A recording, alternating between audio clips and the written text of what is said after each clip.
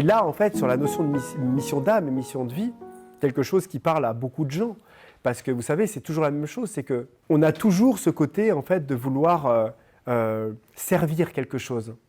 Et comme je vous le disais, comme nous ne nous regardons pas, on a des difficultés à réaliser, en fait, que nous ne faisons que nous servir nous-mêmes, à tous les niveaux, à plein de niveaux, en fait, tout simplement. Si nous servons quelque chose, et nous ne servons qu'une seule chose, c'est nous servons le divin, en fait. Nous servons notre âme, nous servons notre essence.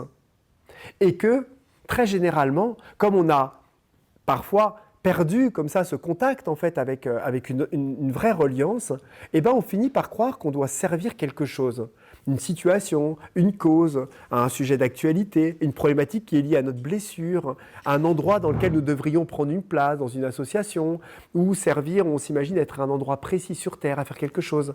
Alors que tout ça, quel que soit, et ça je vous le dis vraiment, enfin en tout cas c'est mon opinion de mon expérience, c'est quel que soit la place que nous ayons, que nous soyons thérapeutes, que nous soyons je ne sais pas quoi, n'importe quoi, banquier, magasinier, maraîcher, jardinier, etc., quelle que soit notre place, elle n'a absolument pas d'importance.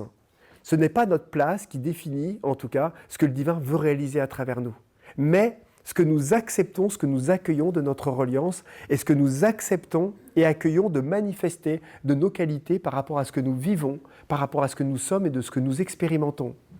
Ce qui veut dire qu'il n'y a pas d'autre chemin que de se réaliser, que d'apprendre à s'accueillir, qu'il n'y a pas en fait de mission de vie, de mission d'âme haute que celle de réaliser ce pourquoi nous sommes venus, c'est-à-dire apprendre à aimer, apprendre à s'accueillir, apprendre l'amour. Il n'y a pas d'autre chemin de ça, en fait. Donc, en définitive, on ne peut pas être perdu. Il n'y a aucune possibilité de se perdre. Parce que si on garde en nous cette reliance et cette relation de dire, mais en fait, mon chemin, c'est l'amour. Mon chemin, c'est l'accueil de mon essence, c'est ma reliance. Et bien, en fait, on se rend compte qu'on peut faire le tour du monde, où qu'on soit, où qu'on nous mette, etc., n'importe où, et bien, le divin nous apportera toujours les opportunités pour aller exactement là où on doit aller, c'est-à-dire là où notre âme nous a manifesté pour pouvoir aller. Et ce qui est excellent et qui est extraordinaire, c'est que le divin nous a mis, là où nous sommes tous, exactement à notre juste place. Exactement à l'endroit déjà où nous devons être, c'est-à-dire qu'on ne peut pas être ailleurs que là où nous sommes, pour pouvoir réaliser ce que nous sommes venus réaliser. Je vous avais parlé un petit peu, peut-être que moi au tout début, je n'avais pas du tout envie d'être formateur. C'était pas du tout mon truc en fait, même si j'aimais bien parler sans doute, où j'étais là avec mes amis, je me souviens quand j'étais plus jeune et je racontais des histoires sur des trucs, on était plus jeunes et tout ça, et ben voilà, c'était pas mon truc. J'avais un côté plus solitaire, méditer pendant des heures, être dans la nature et tout ça. Et en fait, c'est naturellement en fait dans les choses qu'on m'a un petit peu poussé à faire ce travail-là, où je méditais avec les esprits de la nature, et puis naturellement, on m'a amené en fait tout doucement à transmettre en fait ce que je savais, du moins les compétences que j'avais acquises, de capacités subtiles et ainsi de suite, pour travailler sur les lieux. Au début, c'était les harmonisations de lieux. Donc, on m'avait appris un petit peu, enfin, les esprits de la nature m'avaient enseigné des choses, et puis ça marchait super bien, il se passait énormément de choses, donc les gens m'appelaient, et il y a plein de gens de la France, de bouche à oreille, qui me disaient « Ah, j'ai entendu parler de vous, etc. Est-ce que vous pouvez venir ?» Au début, je ne faisais pas payer. Je faisais vraiment ça gratuitement, et puis je dépensais de l'argent, je dépensais du temps, j'avais un travail à côté. Et puis, il y a des gens qui m'ont dit « Non, mais c'est combien, etc. » Et au début, j'avais un problème avec ça, et j'étais là. Et puis, il y a quelqu'un qui m'a dit « Écoute, moi, je fais des maisons, et je prends tant. » Et je me suis dit « Ah d'accord, nanana. » Et donc, j'ai dit « Bon, c'est tant. » Et au début, j'étais mal à l'aise, et je me suis rendu compte que les gens étaient extrêmement satisfaits, en fait. Il y avait des vrais travaux, j'avais des retours, en fait, qui étaient, on va dire, vraiment assez extraordinaires.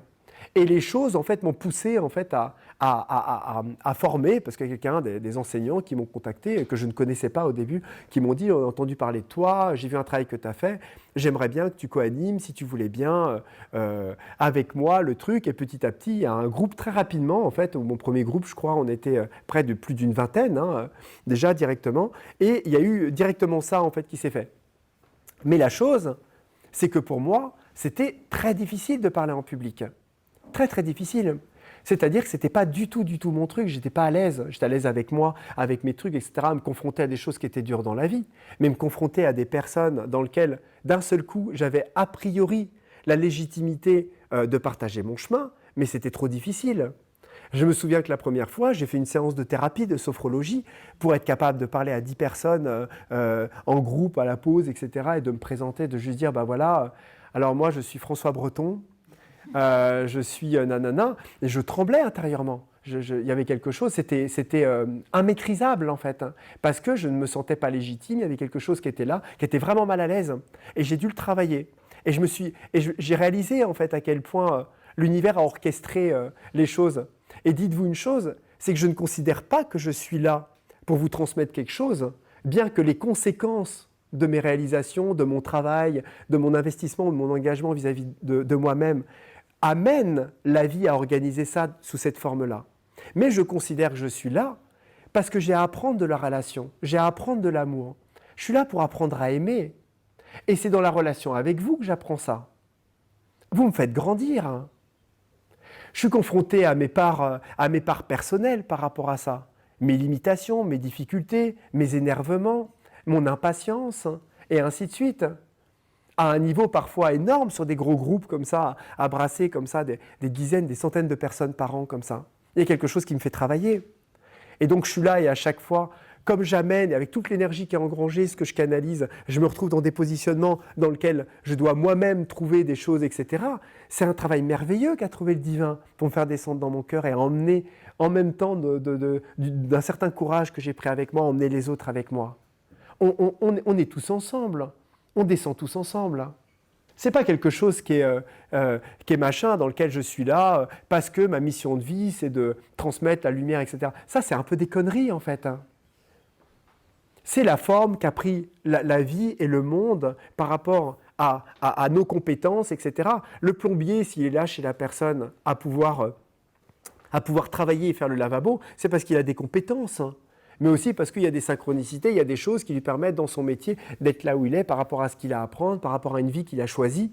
Vous voyez, ce n'est pas le problème. Il ne faut pas voir en fait la forme comme étant une mission pour la collectivité, mais voir la forme comme toujours un assemblement le plus propice pour chacun, pour trouver l'amour en lui-même.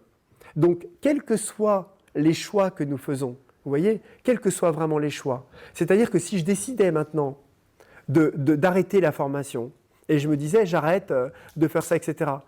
Eh bien, c'est pas grave.